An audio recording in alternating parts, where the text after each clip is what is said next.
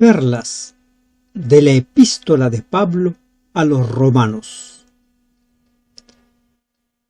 El libro de Romanos es la carta más extensa escrita por Pablo. A propósito, esta carta está dirigida a un grupo de creyentes en quienes Pablo no ha tenido ninguna influencia para su formación. Pablo todavía no había llegado a Roma, pero era su anhelo llegar a ese lugar para también hablarles acerca del mensaje que Cristo le había dado. Te damos gracias, Dios, porque nos permites ingresar al estudio de las perlas del libro de Romanos. Padre, te suplicamos que nos guíes a lo largo del estudio de este libro capítulo a capítulo. Y hoy, danos sabiduría para entender el capítulo 1. En el nombre de Jesús te lo pedimos. Amén. Buen día, estimados hermanos y hermanas de esperanza. Estamos iniciando el estudio del libro de Romanos, capítulo 1. Es la primera carta de Pablo. A lo largo de las siguientes semanas estudiaremos las cartas de Pablo. Una sugerencia o un consejo, como usted lo quiera tomar. Si usted encuentra pasajes difíciles en las cartas de Pablo, recuerde Hechos 26-22 y Hechos 28-17. Ya cuando hemos estudiado estos capítulos, hemos hecho hincapié en estos dos versículos. En ellas Pablo dice que él nunca enseñó nada diferente de lo que está escrito en el Antiguo Testamento. Recuerde, si tiene dificultad de entender algunos pasajes, lea estos versículos. Y si alguien le quiere decir algo sobre el Antiguo Testamento y sobre Pablo, porque hay un sector de cristianos que considera que Pablo presenta un evangelio distinto, el evangelio de la gracia, y en el Antiguo Testamento no hay tal. Mentira. Recuerde, Hechos 26-27 y Hechos 28, Hechos 26-22 y Hechos 28-17. Ingresemos al estudio del capítulo 1. Pablo, siervo de Jesucristo. Se presenta con su nombre, como se acostumbraba en ese tiempo. Por ejemplo, cuando el historiador Josefo escribe, siempre pone también su nombre. Pablo, siervo de Jesucristo.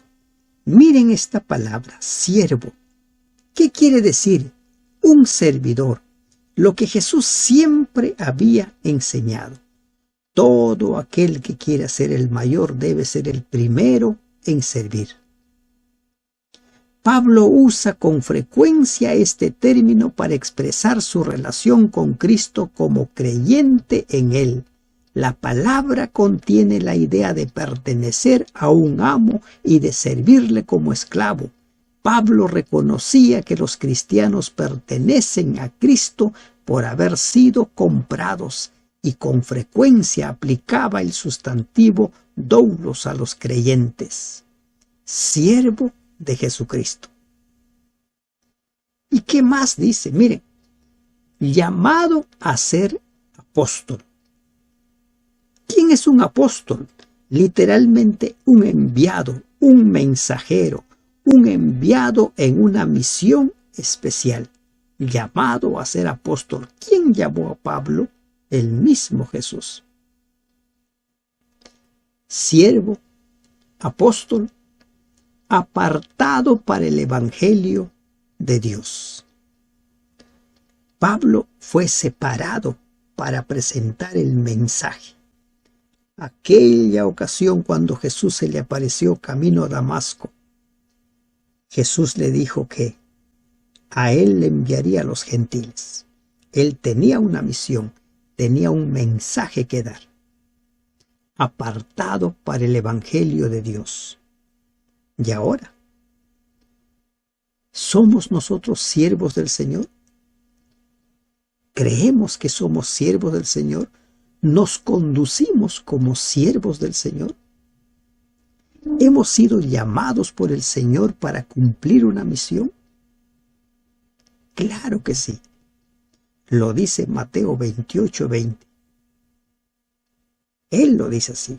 Y todos hemos sido llamados a ser siervos del Señor, a servirle, porque le pertenecemos a Él por creación y por redención. Apartado para el Evangelio de Dios, que Él había prometido antes por sus profetas en las Santas Escrituras. ¿Cómo está empezando Pablo? Que Él había prometido. Esa promesa fue hecha específicamente en los pasajes del Antiguo Testamento que predecían la venida del Mesías, pero también estaba implícita en el significado de todo el Antiguo Testamento. El Evangelio no fue una idea tardía de Dios ni un súbito cambio en su firme y constante propósito para el hombre. Fue el cumplimiento de su promesa hecha a nuestros primeros padres. Recuerde, Pablo enseñó según las Escrituras, según el Antiguo Testamento. Pablo en ningún momento se pelea con el Antiguo Testamento. Pablo se enfrenta a los judaizantes, a los enemigos del Evangelio, a quienes se oponían a que él enseñase el Evangelio que Jesús le había dado. ¿Y qué dice? Que él había prometido antes por sus profetas en las Santas Escrituras. Toda la Escritura es inspirada por Dios.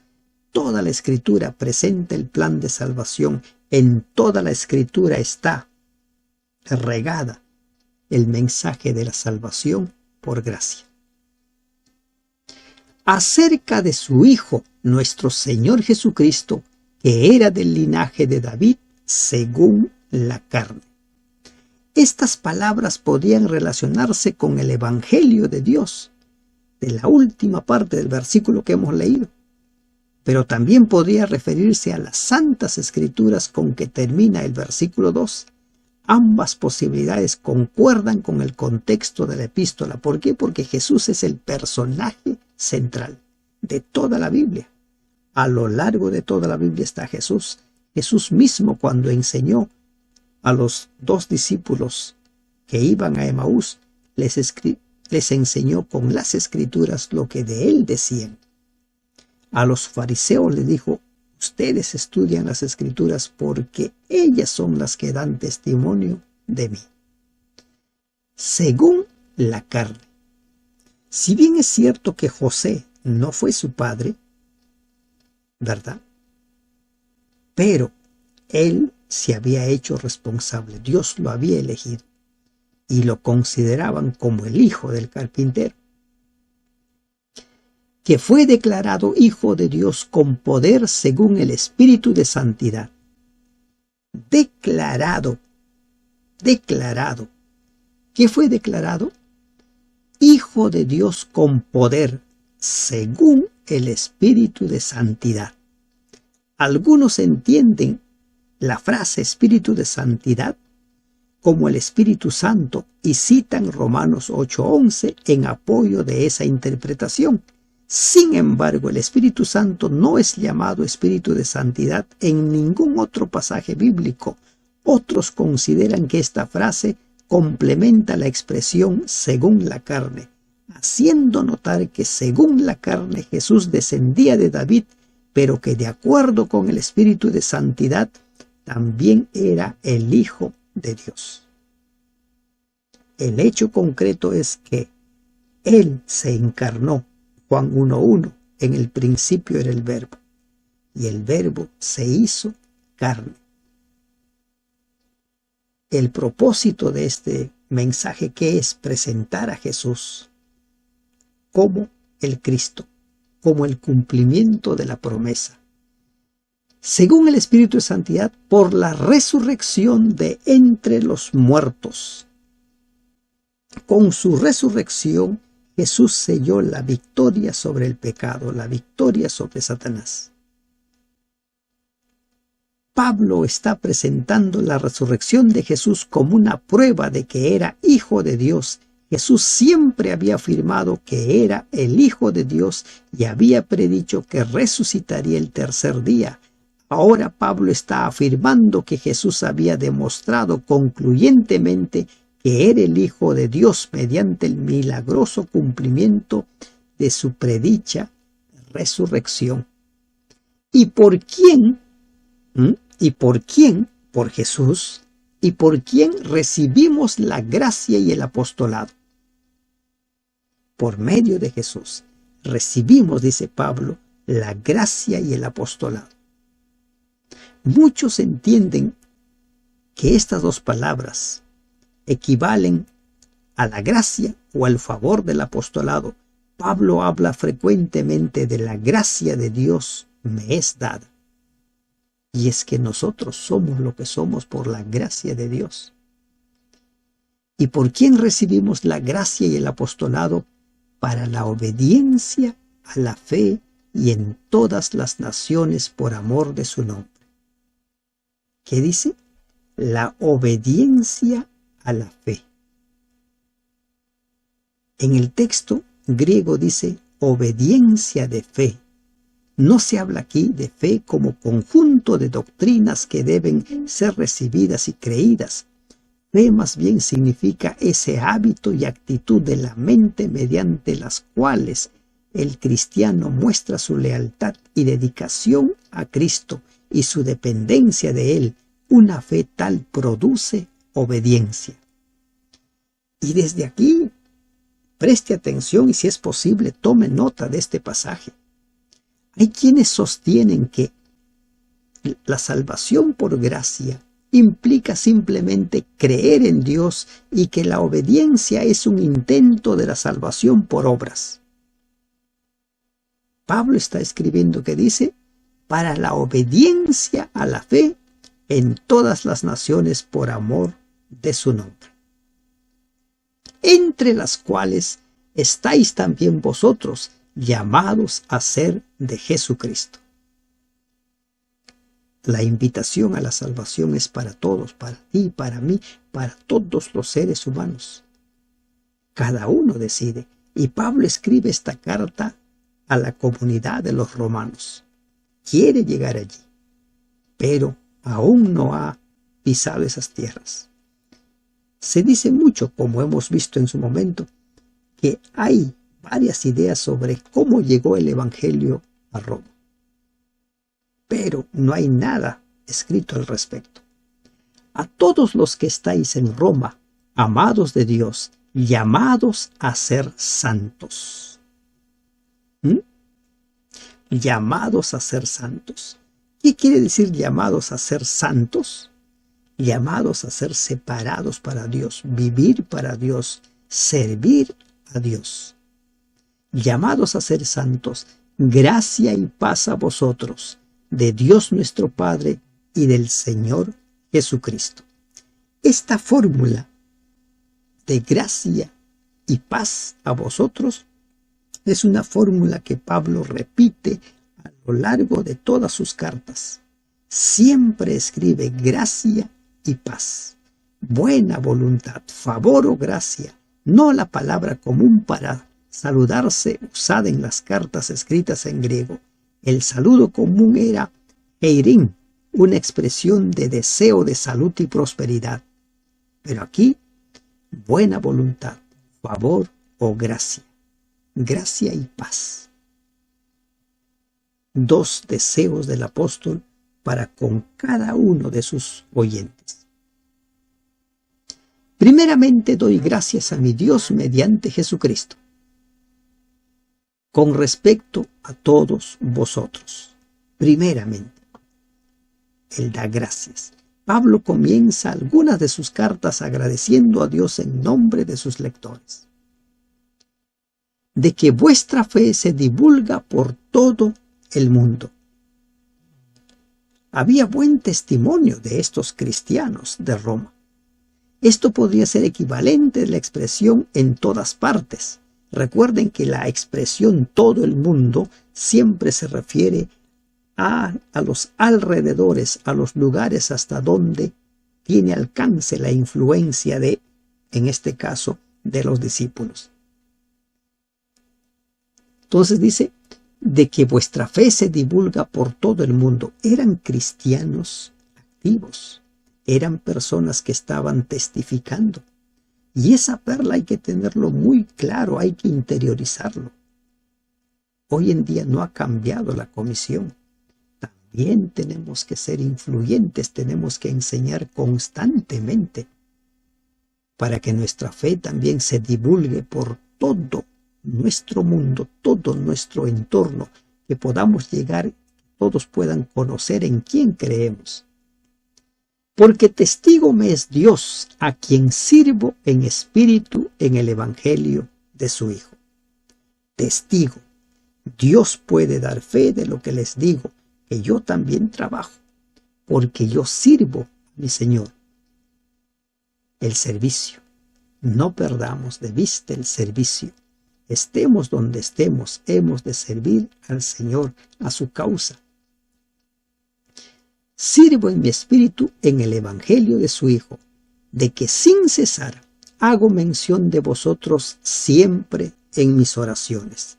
La oración intercesora, la oración por cada uno de los creyentes, rogando que de alguna manera tenga al fin la voluntad de Dios un próspero viaje para ir a vosotros. El anhelo de Pablo. Tenga al fin un próspero viaje. El significado literal de la palabra es tener un buen viaje. Ese era el anhelo de Pablo. Pablo nunca se habrá imaginado que llegaría a Roma en cadenas. Su anhelo era visitar a los hermanos, trabajar allí. Pero cuando llegó a Roma en cadenas, como ya hemos visto en el capítulo 28 de Hechos, no le impidió trabajar, no le impidió compartir el mensaje. Un próspero viaje para ir a vosotros. ¿Y qué viaje, verdad? Un viaje con naufragio, un viaje en el cual estuvo a punto de morir, pero un viaje que él tenía para testificar porque vio la mano de Dios en todo momento. Porque deseo veros para comunicaros algún don espiritual a fin de que seáis confirmados. Yo quiero verlos para compartir con ustedes el mensaje. Siempre nosotros tenemos un mensaje. Siempre tenemos algo que compartir. Y Pablo quería compartir, quería confirmar a estas personas, quería hacerles ver que Cristo es ese Jesús rechazado por los judíos, pero Él es. Esto es para ser mutuamente confortados por la fe que nos es común a vosotros y a mí. ¿Qué dice Pablo? Yo les conforto a ustedes y ustedes me confortan a mí, mutuamente reanimados.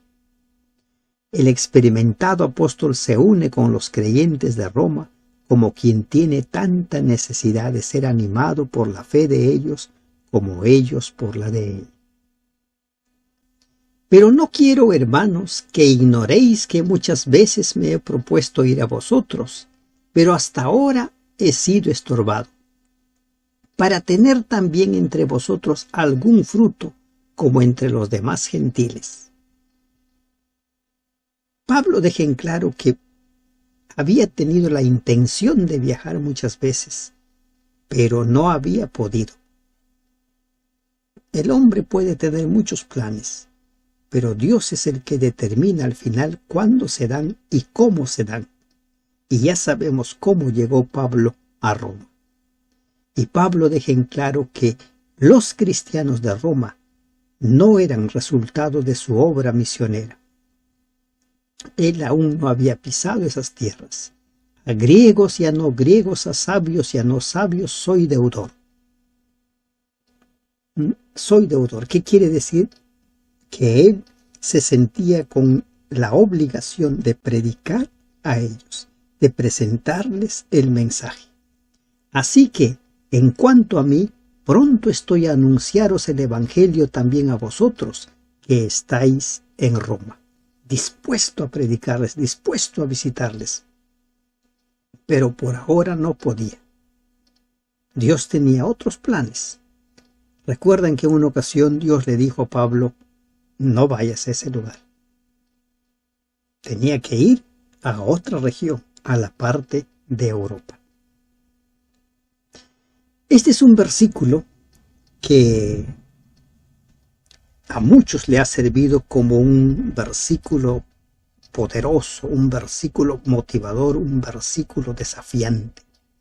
Porque no me avergüenzo del Evangelio, porque es poder de Dios para salvación a todo aquel que cree, al judío primeramente y también al griego. Los judíos consideraban a Pablo como apóstata. Había sido despreciado y perseguido entre los gentiles, expulsado de una y otra ciudad y considerado como la escoria del mundo y deshecho de todos. 1 Corintios 4:13.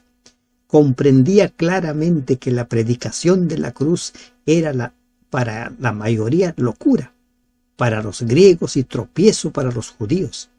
Pero como estaba tan completamente convencido de la verdad del Evangelio y él mismo había experimentado tan plenamente su bendición y poder, no solo no estaba avergonzado en nada del Evangelio, sino que aún se gloriaba en lo que era lo más desagradable para muchos, la cruz de Cristo. Tropiezo para otros, pero bendición para él. Al judío primeramente y también al griego. El Evangelio es poder de Dios. El Evangelio es la forma como Dios ejerce su poder para la salvación de los seres humanos. Donde quiere el Evangelio encuentre corazones creyentes, es un poder divino por medio del cual desaparecen todos los obstáculos para la redención de la humanidad. ¿Para quiénes? Para todos. Para todo el que decida creer. Porque en el Evangelio la justicia de Dios se revela por fe y para fe. Porque en el Evangelio la justicia de Dios se revela, dice, por medio de la fe y para fe. Literalmente de fe para fe. De poder en poder. La justicia de Dios es recibida por la fe y cuando se recibe produce una fe siempre creciente. A medida que se utiliza la fe podemos recibir más y más de la justicia de Dios hasta que la fe se convierta en una actitud permanente hacia Él. Como está escrito, mas el justo por la fe vivirá. ¿Y de dónde toma Pablo este pasaje? Del libro de Habacuc capítulo 2 versículo 4. Durante la invasión de los caldeos, el profeta Habacuc fue consolado con la seguridad de que el justo es amparado por su fe y su confianza en Dios. Y ahora Pablo dice lo mismo, mas el justo por la fe vivirá. Hay muchas cosas que no entendemos, hay muchas cosas que no comprendemos, hay muchas cosas que no podemos ver, pero el justo vive por la fe, confía en Dios, espera en Dios, como lo hicieron tantos hombres y mujeres en el pasado.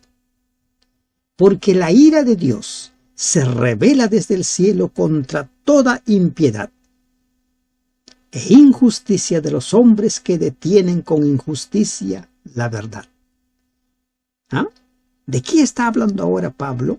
De la ira de Dios, es decir, el desagrado divino contra el pecado, que termina finalmente con la entrega del hombre al castigo de la muerte. La ira de Dios, del Dios infinito, no puede ser comparada con la pasión humana. Dios es amor, y aunque odie el pecado, ama al pecador. Sin embargo, Dios no impone su amor a los que no están dispuestos a recibir su misericordia. Y al final, como dice el Evangelio de Juan, el que cree será salvo y el que no cree será condenado. ¿Y contra quiénes se da? Contra toda impiedad e injusticia de los hombres que detienen la justicia con injusticia la verdad. Detienen. Porque lo que de Dios se conoce les es manifiesto, pues Dios se lo manifestó. Aquí entramos nosotros a una verdad realmente trascendental para nosotros. Dios se revela a los seres humanos en tres formas. 1. Mediante una revelación interna a la razón y a la conciencia de cada uno. Romanos 2:15, Juan 1:9. 2. Mediante una revelación externa en las obras de la creación, como vamos a ver en el versículo 20. Y 3. Mediante una revelación especial en las Escrituras y en la persona y obra de Cristo, que confirma y completa las otras revelaciones. Pablo se está refiriendo aquí a las primeras dos. Dios ha dotado a los hombres de razón y conciencia, los ha hecho capaces de ver e investigar las obras de Dios, ha desplegado ante ellos las evidencias de la bondad divina, de su sabiduría y poder. Por lo tanto, ha hecho que sea posible que los gentiles y los judíos aprendan de él. Porque lo que de Dios se conoce les es manifiesto, pues Dios se los manifestó. Porque las cosas invisibles de él, su eterno poder y deidad, se hacen claramente visibles desde la creación del mundo, siendo entendidas por medio de las cosas hechas, de modo que no tienen excusa. Toda la creación es un testimonio vivo de que Dios existe. Todo lo que nosotros vemos, el mismo ser humano, los animales, las plantas, los planetas, todo es una evidencia de que Dios existe. Todos coinciden, por ejemplo, en que el universo, la Tierra, está fundada en leyes. Hay leyes que determinan cómo funciona, cómo se mueve.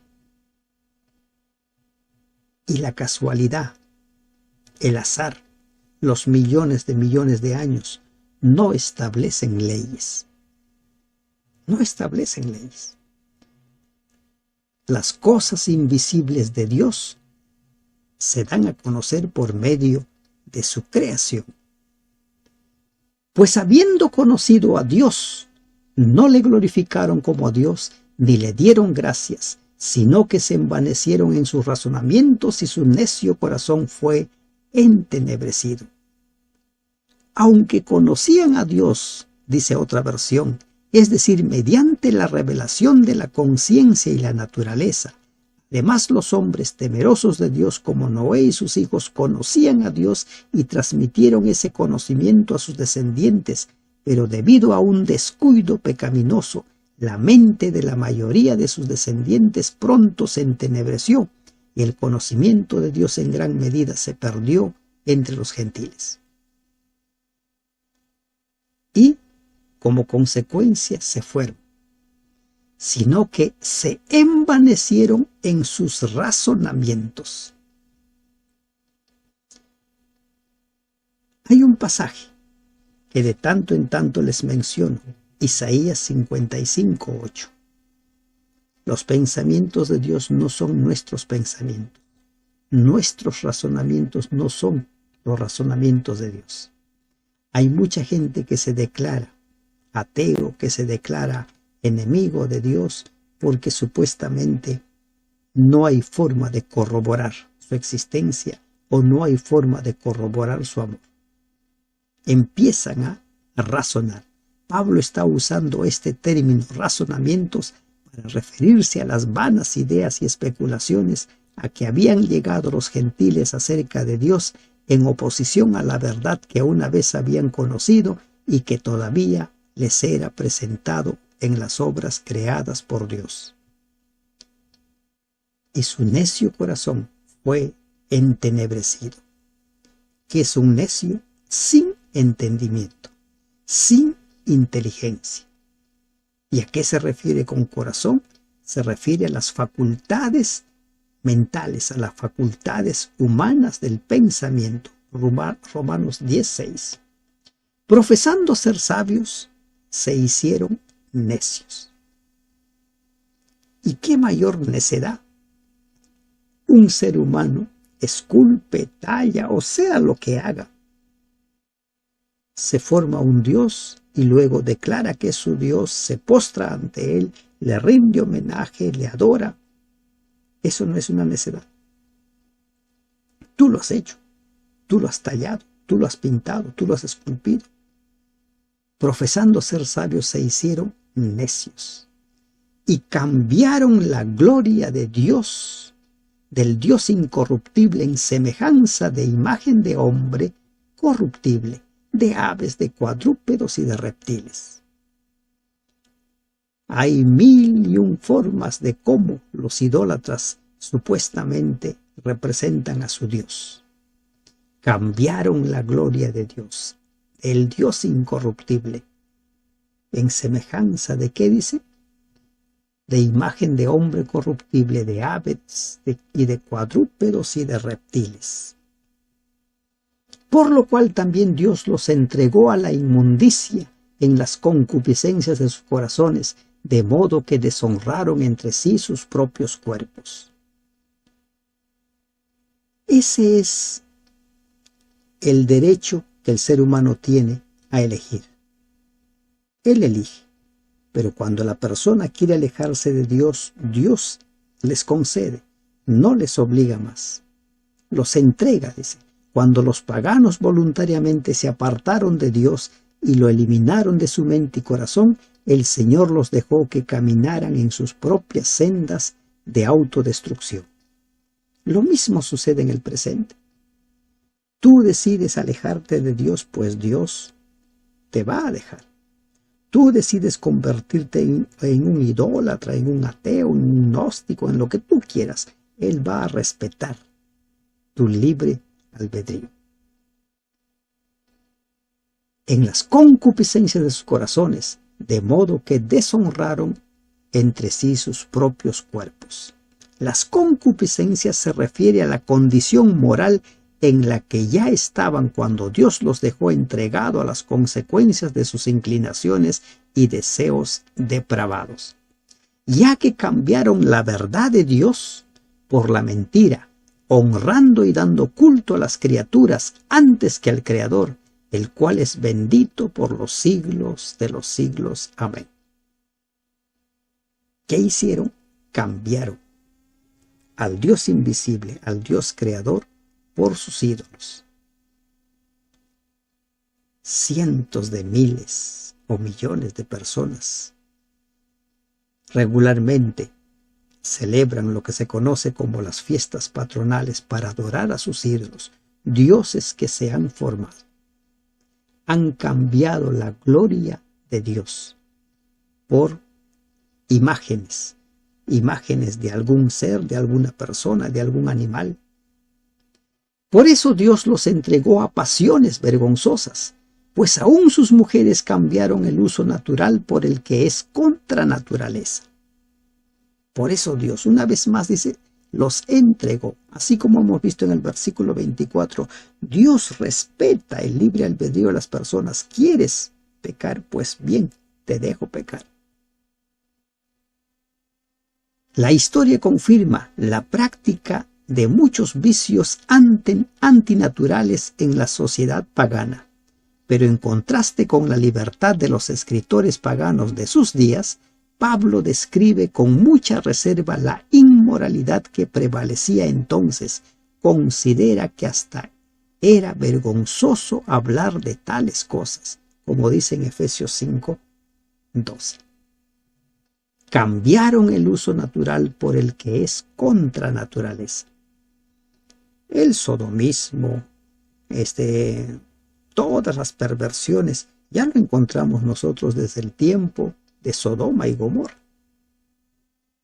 De igual modo también los hombres, dejando el uso natural de la mujer, se encendieron en lascivia unos con otros, cometiendo hechos vergonzosos con hombres y recibiendo en sí mismos la retribución debida a su extravío. Pablo se refiere eufemísticamente a las depravadas aberraciones de la sodomía y la homosexualidad. Lo que hoy en día se dice que es normal, lo que hoy en día se dice que es algo que debe ser normalizado, incluso por medio de leyes en algunas naciones se obliga a las personas a aceptarlo como algo normal. Y lo más triste es que en algunas iglesias está entrando esa corriente de la ideología de género. Y aquí Pablo habla acerca de eso y lo pone dentro de las aberraciones, dentro de los pecados, de una lista extensa de pecados. Es triste cuando en las iglesias se quiere normalizar las relaciones de varones con varones o mujeres con mujeres. Eso no es bíblico. Eso está condenado por las Escrituras.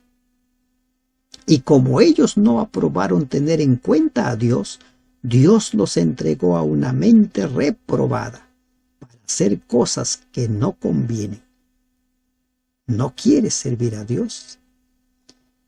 ¿No apruebas a Dios? ¿Lo rechazas a Dios? Es entregado a una mente, dice, reprobada. Una palabra que se refiere a ¿qué? A una mente que los maneja. ¿Y quién es el que los maneja? ¿Quién es el que hace que el ser humano cada vez más se vaya hundiendo y se vaya hundiendo en la degeneración total? ¿Quién es? ¿Quién es el autor de esa mente? El gran instigador, Satanás, para hacer cosas que no convienen. Estando atestados de toda injusticia, fornicación, perversidad, avaricia, maldad, llenos de envidia, homicidios, contiendas, engaños y malignidades. Se va dando una lista de pecados que en Gálatas Pablo llama las obras de la carne, o los frutos, ¿no?, de la carne. Murmuradores, detractores, aborrecedores de Dios, injuriosos, soberbios, altivos, inventores de males. Miren este título que pone: inventores de males. Personas que están viendo de qué manera van hundiéndose y hundiéndose. Es decir, inventores de nuevas formas de vicios y complacencia propia, de los cuales Nerón era un vivo ejemplo.